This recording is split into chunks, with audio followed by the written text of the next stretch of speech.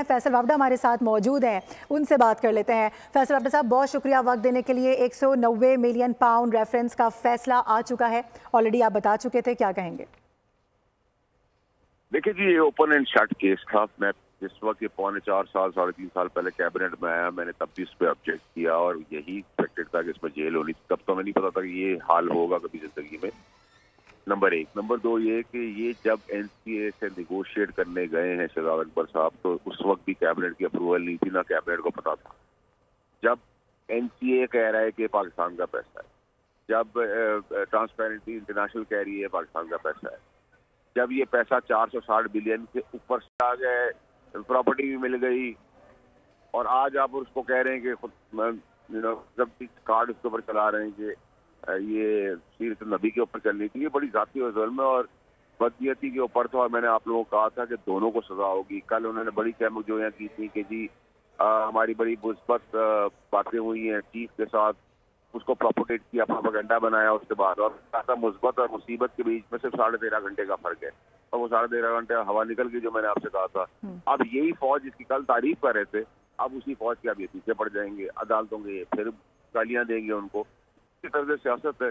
और इसमें से जितने वजीर थे उस जमाने के जो आज प्रेस कॉन्फ्रेंस कर रहे हैं, इन्होंने भी जाकर अपना नाम ना बताने की वजह से शहादतें दी हैं इस केस के अंदर। ये भी मैं आपको खबर दूं।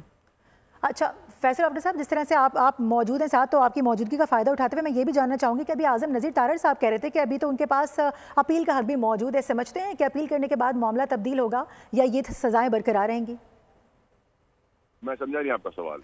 अभी थोड़ी देर पहले आज़म नज़ीर तारड़ साहब गुफ्तगू कर रहे थे, उन्होंने कहा कि अभी हाई कोर्ट का ऑप्शन मौजूद है और वो अपील कर सकते हैं बानी पीटीआई। देखिए, हाई कोर्ट में जाएगा, हाई कोर्ट में जाने के बाद भी अपहोल्ड इसलिए रहे हो जाएगा ये केस का ऑर्डर, क्योंकि ये ओपन एंड शट केस है, इसमें कोई 19-20 नहीं है, और इसके अंदर पूरी भरपूर ट्रायल का टाइम दिया गया है, सारी शहादतें हुई हैं। कैसे इसको उड़ा देंगे? और अगर कोर्ट उड़ाती है तो वो तो उनका प्रोगेटिव हो सकता है, लेकिन मैं नहीं समझता कि इसको कोई भी कोर्ट इसको उड़ा सकती है इस केस को। ये ओपन एंड शट केस है, सबसे ज्यादा मजबूत 99% वाला केस यही केस। सही। आपकी सियासी बसीरत क्या कहती है इसके ऊपर? आगे आने वाले दिनों में क्या हो सकता है? ये जो सियासी मंजरनामा है वो किस हद तक तब्दील हो सकता है? देखिए जी, आगे आने वाले दिनों में अभी ये मुज़ाकराती टीम रुक जाएगी, फिर ये टूट जाएगी। वो तो मुज़ाकरात वैसे ही फ्लॉप हो गए, मैं डे 1 से आपको कह रहा था। फिर ये 20 तारीख के बाद अगले आने वाले महीनों में जब ट्रम्प कार्ड की भी हवा निकल जाएगी, उससे भी मायूसी पीटीआई को हो जाएगी। उसके बाद कोई बातचीत का मरना शुरू होगा। अभी तो बातचीत में क्या होना है, गवर्नमेंट बातचीत करना चाहती है और पीटीआई बातचीत करना चाहती है, और दोनों चाहते हैं कि वो जेल में रहे, तो बातचीत का हल क्या निकलेगा? कुछ भी नहीं। तो आप क्या चाहते हैं, आप क्या समझते हैं कि क्या होना चाहिए? इमरान खान साहब अपनी बेवकूफियां बंद करें, अपनी आंख की पट्टी उतारे, हर चीज अपने हाथ में रहे और मजीद मुश्किलात से अपने आप को बचाए। किस तरह से? क्या ऑप्शंस हैं? लड़ाई झगड़ा, मार धाड़, आग बुझाना, बदनाम करना पाकिस्तान को, पाकिस्तान की इदारों को, वो बंद करें।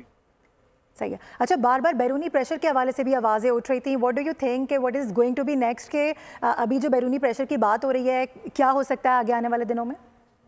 कोई प्रेशर नहीं है। अगर प्रेशर होता तो आपको तो जवाब मिल गया। मैं जब 15 दिसंबर को जा रहा था मुल्क से बाहर, मैंने कहा था जब मैं वापस आऊंगा, और मैं बैरून मुल्क जा रहा हूँ 3 हफ्ते के लिए, 2 हफ्ते का कहा था, 3 हफ्ते रह के आया। मैंने कहा था ये सब चीजें भी थम जाएंगी, थम गई। क्या है, अब जो छोटे मोटे आती थी चीजें वो भी खत्म हो गई है। और बैरून प्रेशर किस चीज का बैरून है? हमारा अंदरूनी मामला, तो बैरून प्रेशर क्या? और हर चीज जो इमरान खान साहब की पार्टी और उनको दिमाग में डाली गई थी, अब उनकी आंखें से वे ट्रम्प कार्ड के ऊपर है। वो ट्रम्प कार्ड भी आप देखेंगे, उसमें भी मायूसी होगी।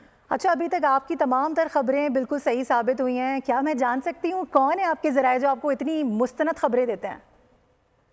मेरे वही जराए जो आपके जराए।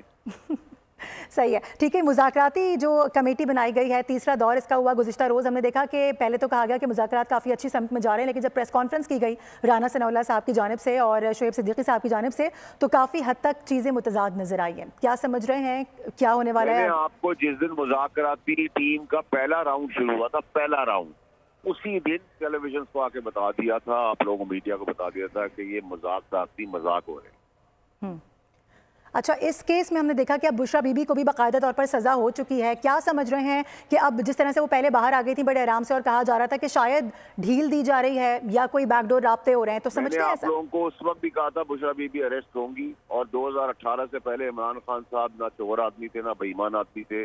अगर वो इमरान खान साहब चोर और बेईमान आदमी होते तो जब उनकी जमायमा से तलाक हुई थी तो करोड़ों डॉलर ले सकते थे, उन्होंने नहीं लिए। ये क्या उनकी जिंदगी में आया 2018 के बाद, ये आईने की तरह सबको नजर आना चाहिए कि उन्होंने करप्शन के काम भी कर दिए, उन्होंने जलाओ गिराओ के काम कर भी दिए, उन्होंने मार धाड़ के काम भी कर दिए, उन्होंने पाकिस्तान को नुकसान पहुंचाने के काम कर दिए। तो वो कौन शख्स था जिसकी बदौलत सब कुछ हुआ? ये आईने की तरह सामने उनकी बेगम। यानी आप वाज़ेह तौर पर ये कह रहे हैं फायदा हुआ है, उनको फायदा हुआ है, उनकी गोगी गैंग को फायदा हुआ है।